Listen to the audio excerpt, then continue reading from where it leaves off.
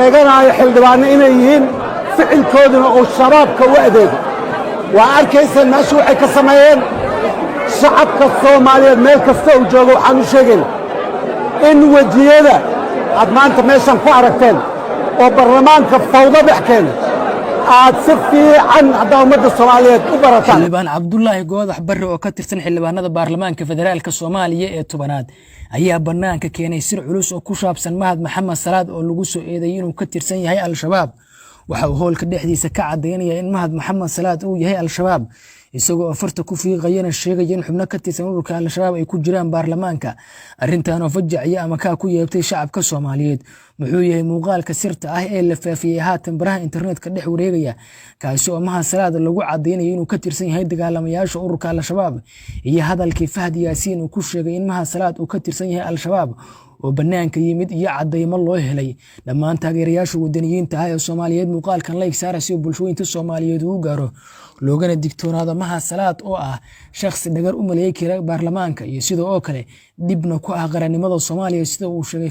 Fahd Yaasiin Xaaji Daahir taliyay hore sidoo qaranka Soomaaliyeed leegtu waa inoo muhiim saaxiibayaal ilmaamina YouTube kanana subscribe saarta gambaleelkana furta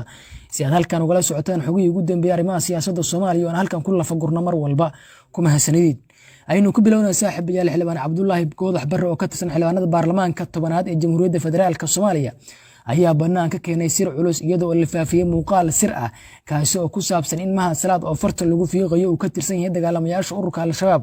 muuqaalkan wuxuu ahaa sanadkii 2019 mar ay baarlamaanku kala fadhiyeen waxaana markaasi muuqaalkan uu ku soo aadaya xilli Fahd Yaasiin Xaaji Daahir taliyaha hay'adda sirdoonka qaranka Soomaaliyeed oo banaanka keenay xog la yaab leh oo ku aadan in Mahad Maxamed Salaad uu yahay xubin ka tirsan Al-Shabaab isagoo la xiriiriyay ninka isku jufida yihiin ee ka tirsan saraakiisha ugu caansan dagaalamayaasha ururka Al-Shabaab ee lagu magacaabo Mahad Karataay oo isku jufo hoose yihiin Mahad Maxamed Salaad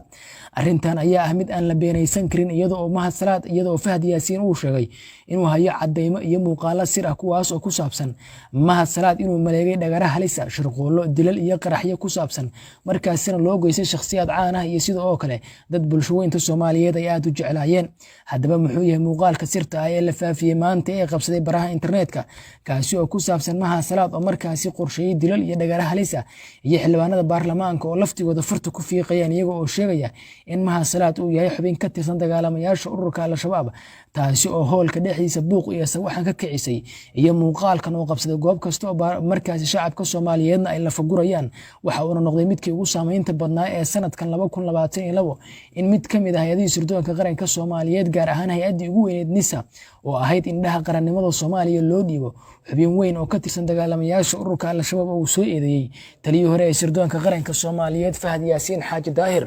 hay'adda sirdoonka qaranka Soomaaliyeed ayuu Fahd Yaasiin ugu baaqay inaan la aamini karin Mahad Salaad maadaama uu xiriir dhow la leeyahay kooxda Al-Shabaab oo markaasi dhibaato weyn ku haysa Soomaaliya waxaana muuqaalkan halkan idin kula wadaagaya uu yahay muuqaalka cadeynta oo ah sheegashada Fahd Yaasiin uu ku soo eedeeyay Mahad Salaad iyo Goodax Barre oo ka tirsan baarlamaanka oo farta ku fiiqaya Mahad Salaad oo lagu soo eedeeyay kiiska Al-Shabaabnimo muuqaalku ogaada waa sanadkii 2019 Fahd Yaasiin dhawaan ayuu shaaciyay in Mahad Salaad uu ka tirsan yahay Al-Shabaab wuxuu goobjoog u yahay wakiilo shabaab oo baarlamaanka soo dhexgalay shabaabku wuxuu rabay in fawdada baarlamaankan ka dhacdo waxa uu sahlay dad sheeganayo xildhibaano inay yihiin ficilkooduna oo shabaabka u adeego waa arkaysan meesha waxay ka sameeyeen shacabka Soomaaliyeed meel kasta uu joogo waxaan u sheegay in wajiyada aad maanta meeshan ku aragteen oo baarlamaanka fawdo dhexkeen aad si fiican hadda ummadda Soomaaliyeed u barataan aniga shakhsiyan dadka maanta meeshaas fawdada ka sameeyay ee diiday in baarlamaanka Soomaaliyeed xogaal u noqdo amniga meesha maraayo waa shabaab kana kamid ah hadda sii socdo kaasoo kamid ah la barto waa shabaab waa dad shabaab ku shaqeeyo waa dad message inay halka shabaab uga diraan rabaan ay shabaabka yiraahdaan anaa kula jiro waa shabaab maantay maalin weyn waa maalin ummadda Soomaaliyeed ay barteen kuwa xildhibaanka sheeganayo ee amni darrada magaalada ka shaqeynaa waa mahadsantiin iyo dilal uu geystay Mahad Salaad ka waliba kuwa uu run ahaantii qayb ka ahaa oo waliba qorshahaas uu isagu ka mid ahaa dadka soo abaabulayay cadaymahaas anigoon idin soo bandhigin iyo ka qayb ahaanshaha Mahad Salaad uu ka tirsan yahay kooxda al-shabaab dilalka Mahad Salaad uu geystay ayaan rabaa dhamaantiinba in aan idila wadaago qayb yar oo ka mid ah aan ku horeysiiye wariyihii Cabdicasiis Afrika ee kooxda al-shabaab ku hayay dabagalka ummadda Soomaaliyeedna ay ka warhaysay oo ahaa wariye bartilmaam u ahaa ama ay al-shabaabku aad u raadsan jireen ayaa waxaana loo xaqiijiyay hadda sida aanu ku hayno halkan cadayn buuxdana aan idin soo bandhigaynaa in Mahad Salaad uu fududeeyay in la dilo Cabdicasiis Afrika amaba uu ahaa ninka soo hagayay ninka marka dambe isku qarxiyay Cabdicasiis Afrika waxa jiray is-afgarad intaan la dilin Cabdicasiis Afrika dhex maray Mahad Salaad iyo kooxda al-shabaab is-afgaradkaas waliba Mahad Salaad lagu qanciyay isaga oo ka diidaya waxa uu ahaa in Mahad Salaad loo sheegay in dawladda Soomaaliya ay burburi doonto muran aad u fara badanna uu soo kala dhaxgali doono ra'iisul wasaaraha iyo madaxweynaha haddii la beegsado u fiirso hadalkaas waa haddii la beegsado dadka ra'iisul wasaaraha uu u shaqeeya ama afhayeerada ra'iisul wasaaraha iyo waliba dadka ka agdhow waana sababta Mahad Salaad uu ku qancay uuna u fuliyay ama uu qayb uga noqday in Cabdicasiis Afrika uu ka qayb qaato qaraxaas lala beeganayo Mahad Salaad waxa lagu qanciyay in ummadda Soomaaliyeed ay u arki doonto in dawladdii ra'iisul wasaaraha Rooble uu ka ahaa weerar ay ku hayso xukuumadda madaxweyne Maxamed Cabdullaahi Farmaajo oo si toos ah loo beegsanayo ra'iisul wasaaraha dadka ka agdhow ummadda Soomaaliyeedna ay uba fahmi doonaan nin kasta oo dawladda ra'iisul wasaaraha ka tirsan in uu dilay Farmaajo ama kooxda xilligaas ka tirsanayd dawladda ee ay ugu horeeyaan taliyayaasha iyo waliba hay'adda NISA wana sababta uu balaankaas u qaatay Mahad Salaad hadda maxaa dhacay Mahad Salaad markii uu arintaas uu ku qancay oo uu yiri hadiiba ay isku dhacayaan ra'iisul wasaaraha iyo Farmaajo oo halkaasna dawladdu ay ku burburayso waan qayb ayaan ka noqonayaa qorshahaas marba hadii uu Mahad Salaad uu yiri dhinaca kale hadaba al-shabaab waxa ay iyaduna wadatay qorshe ah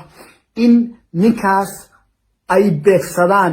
ka bacdina uu soo afjarmi doono waana arintaas u suurta gashay al-shabaab uuna soo afjarmi doono wariye dambe oo ku dhiirada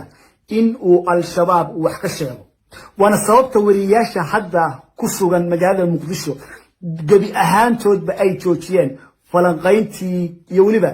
arimihii ay ka soo diyaarin jireen kooxda al-shabaab dilkii Cabdicasiis Afrika loo geystay ka bacdi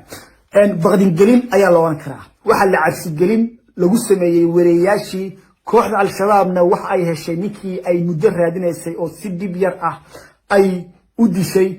Mahad Salaadna ujeedkiisu waxay ahayd in xilligaas dawladdu ay isku dhacdo nasiib xumo faa'iidadii Mahad Salaad ma suurta gelin oo dawladdii maalintaas la dilay Cabdicasiis Afrika sidii uu wax u rabay ma ay noqon oo runtii kasto uu soo qoray maalintaas boostiyo uu rabo inuu shacabka uu ku jeediyo dawladda laakiin waxa la ogaaday in arintaasi ay dhici karto Cabdicasiis Afrikana uu ka tirsan yahay dawladda al-shabaabna ay yihiin cadowga markasta ku raajooga walow hadii la ogaan lahaa in Mahad Salaad uu qayb ka ahaa dilkaas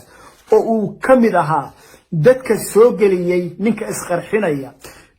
una ka mid ahaa ninka telefoonka ku wacayay ninka isqarxinaya oo u sheegay in Cabdicasiis Afrika uu gaarigiisa ku dhex jiro ilaaladuna ay ka maqan tahay dadku intaas hadii ay ogaan lahaayeen waxaan hubaa in Mahad Salaad xilligaas una soo dhaafi lahayn oo lala xisaabtami lahaa